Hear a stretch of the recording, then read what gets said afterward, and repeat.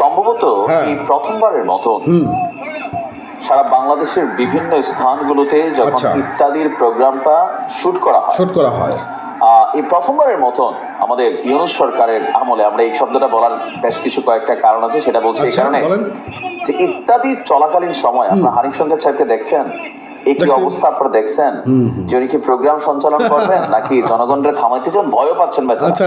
বাঙালি মাথা গরম প্রত্যেকটা চেয়ার টেয়ার ছুঁড়া মাইরাদের জন্য চেয়ার ছোড়াছুড়ি হয়েছে। দর্শক, ঠাকুরগাঁয়ে ঘটে যাওয়া এই দৃশ্য দেখে সকলের মনে একটা প্রশ্ন আছে, কারণ ইত্যাদি আমাদের সেই ছোটবেলা থেকে আমরা যেটা দেখে বড় হয়েছি, টিউ টিউ অবিরাম চুপি চুপি, হ্যাঁ, এবার প্রকাশ্যে শুরু হয়েছে। আর এটাকে ধামাচাপা দিয়ে রাখা যায় নাই, কারণ এই অব্যবস্থাপনা। এখন আসলে ঘটনাটা কি ঘটছিল, যে কেন এই বিশৃঙ্খলা? প্রথমত হচ্ছে, এবার আসেন, এই সরকার ক্ষমতা গ্রহণের পর বেশ কিছু জায়গাতে যেখানে বড় বড় সমাবেশ হয়, শুধুমাত্র ওয়াজ মাহফিলের মাঠ ছাড়া এরকম বিশৃঙ্খলা সব জায়গায় দেখা যাচ্ছে। মূল কারণটা কি? ইত্যাদির যখন শুট হয় তখন হিউজ পরিমাণ সেখানে আইন শৃঙ্খলা বাহিনী উপস্থিত থাকে। অতীতেও ছিল, এখনো আছে। কিন্তু ঝামেলা পাকাচ্ছে, আগে মানুষ আইন শৃঙ্খলা বাহিনী দেখলে যে একটা রেসপেক্ট করতো, ভয় পাইতো। আইন শৃঙ্খলা বাহিনীর তো ভয় পাওয়া উচিত মিনিমাম লেভেলে, এখন কিন্তু এটা পায় না। বরং আইন শৃঙ্খলা বাহিনী বিভিন্ন জায়গায় এরকম বড় বড় সমাবেশে তারাই ভয় পায়।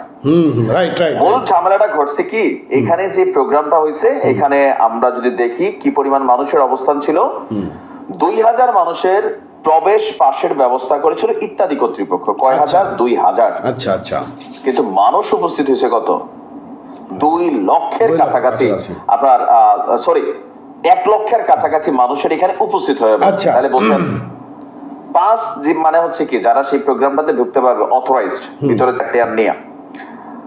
এখন সমস্যা হয়েছে কি, এত মানুষ আসার পরে একটা তো বিশৃঙ্খল পরিস্থিতি তৈরি হয়েছে ভিতরে বসা নিয়ে। বিশেষ করে যারা পাশ কাটা প্রোগ্রাম দেখতে গেছিল তারা সেখানে বসতে পারে নাই। আরাম জনতা ব্যারিকেড ভাঙা, হ্যাঁ, যা ইত্যাদি করতে হবে মারি, ঠাকুরগার ভাষা কেমন আমি চলে আসছে। যাই হোক, তো ওই এলাকার মধ্যে এরকম পরিস্থিতি রয়েছে।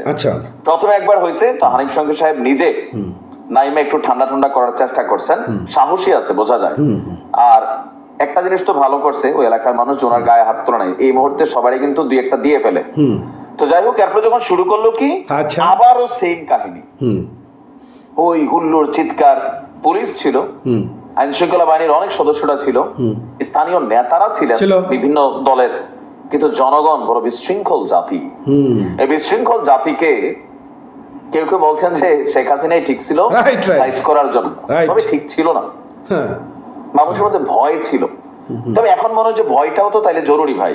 বাংলাদেশে যেখানে যাচ্ছি আমরা এখন দেখছি কি, একটা মানে আইনকে অমান্য করার একটা খেলা চলছে। পুলিশে পাত্তা না দেওয়া, পুলিশে মারা হচ্ছে, থানার ভিতর ওসি সাহেবের লাশ পাওয়া যাচ্ছে, আসামি ছিনতাই করার জন্য পুলিশে রাস্তার মধ্যে গুলি করে কোপায়া আসামি ছিনতাই করে নিয়েছে। ভাবা যায়?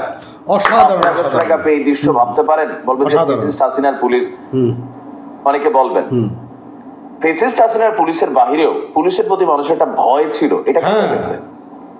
এটা কাইটা গেলে কি পরিস্থিতি হয় মোটামুটি এখন আমরা বুঝতে পারতেছি।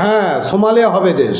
ল এন্ড অর্ডার যে কোনো দেশে আপনাকে মানতে হবে, এটা যদি না মানেন তাহলে এরকম হবে।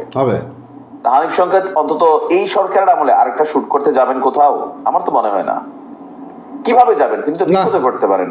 কালকে ভাগ্য ভালো, ওনার গায়ে কেউ হাত টাত তুলে নেবার জন্য চেয়ার টেয়ার ছুঁড়া মারতেছিলেন, জনগণের সামনে যাচ্ছিলেন, সেখানে আরো বিশৃঙ্খল ঘটনা ঘটতে পারতো। আমরা মনে করি যে আইন শৃঙ্খলা বাহিনীকে আরো শক্তিশালী করতে হবে, আরেকটু পাওয়ারফুল করতে হবে। দেশে বৈষম্য বিরোধী ছাত্র আন্দোলন আছে না, পুলিশের যে মনোবল ভেঙে গেছে, এটা আবার এত সোজাও না। আর বিশেষ করে যখন এরকম বড় সড়ো জনসমাবেশ বা জনবহুল এলাকা হয়, কোন প্রোগ্রাম, রাজনৈতিক যে কোনো সমাবেশ, আবার সচিবালয় ঘেরাও হোক, হ্যাঁ ধরেন শিক্ষা উপদেষ্টার মন্ত্রণালয়ে ঢোকা হোক, ছাত্ররা হোক, বিডিআর আন্দোলন হোক, মানে পুলিশের পাত্তাই দিচ্ছে না। তো এই পাত্তা না দিতে কি হচ্ছে? বিশৃঙ্খল হচ্ছে। পাকিস্তানের শিল্পী আছে, কি হয়েছে? যেটা ঘটেছে খুবই দুঃখজনক ঘটনা। ঠাকুরগাঁয়ের মানুষ যারা আছেন, মানুষ কারণ বাংলাদেশে ইত্যাদির ইতিহাসে বিভিন্ন জায়গায় গেল বছরগুলোতে এরকম ঘটনা আমরা ঘটতে দেখি নাই। টুকিটাকি বিশৃঙ্খলা থাকতে পারে, নিউজ পর্যন্ত হয় না, এরকম ফুটেজ আসে নাই। এটা কি আপনাদের এলাকার মানুষের ইজ্জত বাড়ালো নাকি কমালো? এবং আমরা আশা করছি আগামী দিনে ইত্যাদি যেখানে হবে সেনাবাহিনী মোতায়েন করতে হবে, তারপরেও মনে হয় না 1 লাখ মানুষের সামনে সেনাবাহিনীর কত হাজার সৈনিক থাকবে, আর মানুষ যে ভয় পায় না, এটা তো ঝামেলা। কালকে দেখছেন না যে ছাত্রদের মধ্যে একাংশ সেনা অফিসারের সাথে কি পরিমাণ বাজাবাজি করছে, পাত্তাই দিচ্ছে না। তো এরকম হলে তো ঝামেলা, সেনাবাহিনী গুলি করলে কি হবে, পরিস্থিতি আরো খারাপের দিকে যাবে। বাট সামহাও আমাদেরকে তো আইনকে সম্মান করতে হবে, এটা নিজেদের মধ্যে অ্যাডপ্ট করতে হবে, নাহলে আপনি বৈষম্য বিরোধী বাংলাদেশ, নতুন বাংলাদেশ জীবনও হবে না, আইয়ামে জাহিলিয়াতের যুগে চলে যাবেন এরকম চললে। ভালো থাকুন। তো যাই হোক, আপনারা তো নাইম ভাইয়ের ভিডিওটি দেখলেন। ভাই আমার শরীরের মধ্যে কামড়াচ্ছে, বিশ্বাস করবেন আর না করবেন। দেশের এমন একটা পরিস্থিতি হচ্ছে, ভাই আমি বৈষম্য বিরোধী ছাত্র আন্দোলনের অমুক সেরা নাপিত, আমি অমুক, আমি তমুক, ফ্যাসিস্ট হাসিনারে খেদাইছি, আর এই দেশে আনবো না, আমরা এই দেশ থেকে আওয়ামী লীগকে চির নিস্তার করে দেবো। আরে বেটা, ফাজলামি পাইছিস নাকি তোরা? এদেশে আওয়ামী লীগ আনতে দিবি নাকি, আওয়ামী লীগ আনতে দিবি না, হাসিনার এনে বিচার করবি না, হ্যাঁ? এটা তো পরের কথা। হাসিনা যেরকম বলতো যে অমুক দোসর তমুক দোসর আনবো, বিচার করবো, বেটা তোরাও তো সেই ধরনের কাম শুরু করছিস। দেশে যে এখন আইন শৃঙ্খলার একটা অবনতি হয়েছে, দেশে যে একটা আইন শৃঙ্খলার অবস্থা খারাপ হয়ে যাচ্ছে, এই বিষয়ে তোরা কথা বলতেছিস নাকি? দেশে যে বিভিন্ন জায়গায় চাঁদাবাজি চলতেছে, এই বিষয়ে তোরা কয় জায়গায় কথা বলছিস? হ্যাঁ, বালুঘাট থেকে শুরু করে ট্রাক স্ট্যান্ড থেকে শুরু করে বাস স্ট্যান্ড থেকে শুরু করে দেশে মাদকদ্রব্য আবারও তৈরি হয়েছে। দেশে পুলিশ প্রশাসন তাদের নিজেদেরই নিরাপত্তা নেই, তারা সাধারণ জনগণের কীভাবে নিরাপত্তা দেবে?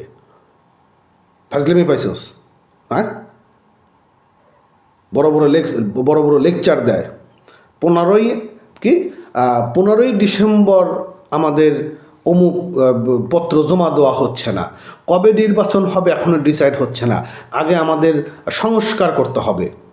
নুমার সংস্কার করো তোমরা, দেশের আইন শৃঙ্খলার অবনতি হয়েছে। বাটপারের দল।